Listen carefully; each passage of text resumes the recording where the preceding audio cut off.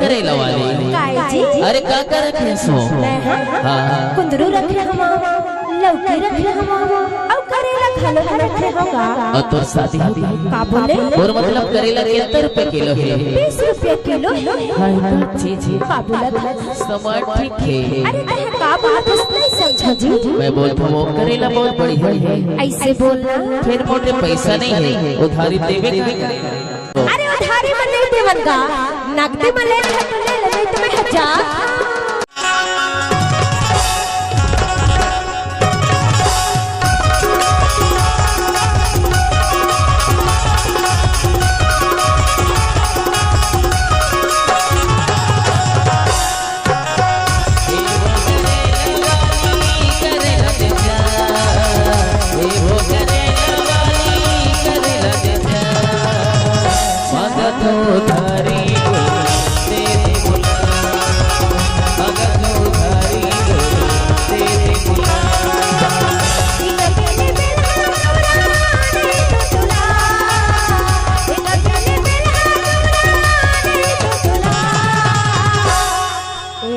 अरे क्या है वो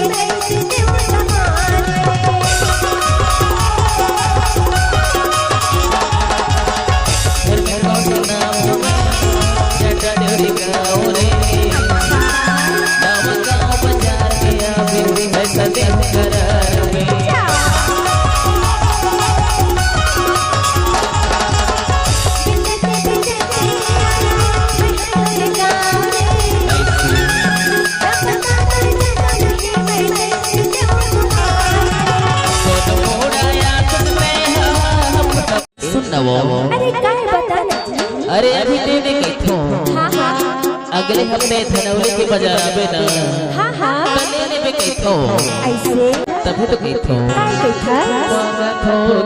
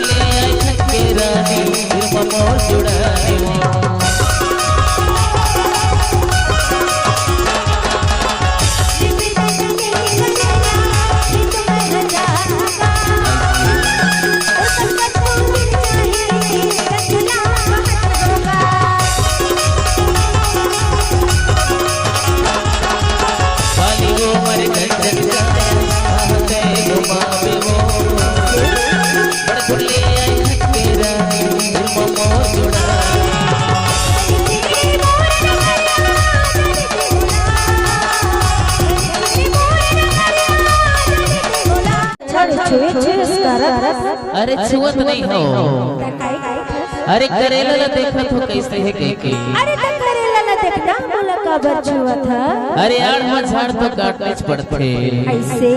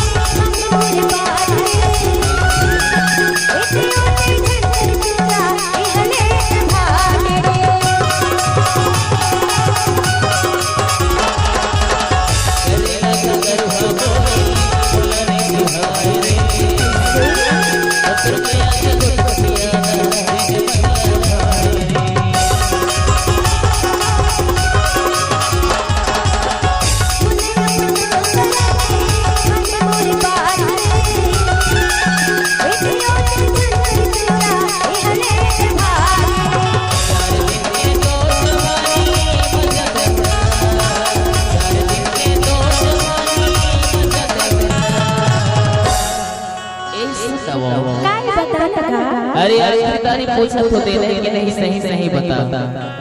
अच्छा हाँ जानता काहे? अरे महू हतोले आखिरी देरी पूछत होगा नगदे मत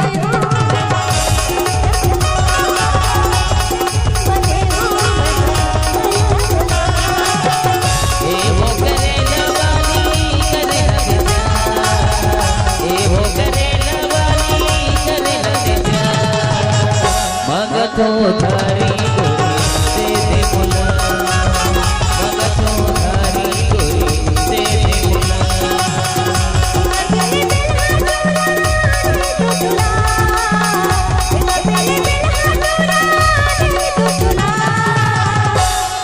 बोला लगते ना हाँ तय करेला नहीं ले सकस का हाँ तो कैसे करबे लड़वाला दे देबे कहीं आगू में खड़े है माँ का समोर करेला लवैया आगे जी तबे तो कही थी हाँ नगदी मदेहू